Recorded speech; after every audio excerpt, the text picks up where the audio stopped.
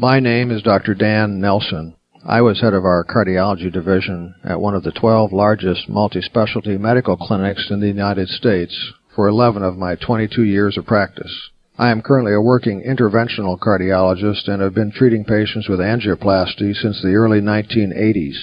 Since then, I have been fortunate to use directional atherectomy, coronary thrombectomy, laser techniques, and rotoblator catheters in the ensuing 15 years for both elective and emergent procedures.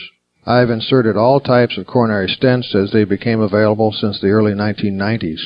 These techniques have been premier breakthroughs in the history of medicine for the treatment of our patients. Unfortunately, these gratifying treatments we talk about will in no way prevent the primary problem, which is rampant disease of the body's arteries, an epidemic that is responsible for 50% of the deaths in the United States year after year and is brought on by the inability to control cholesterol in our diets as a major factor. When we talk about alternative and preventive care for our patients, I would confirm to you that physicians in general are quite skeptical of these products, and cardiologists are without a doubt one of the most skeptical groups.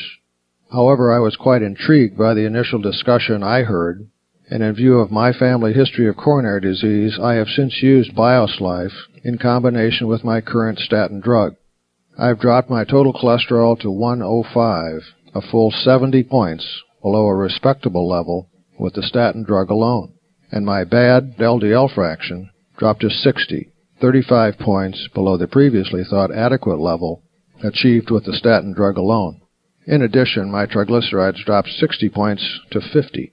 I was astonished that this great formulation could do this for me and was convinced that it should do the same for many of my patients.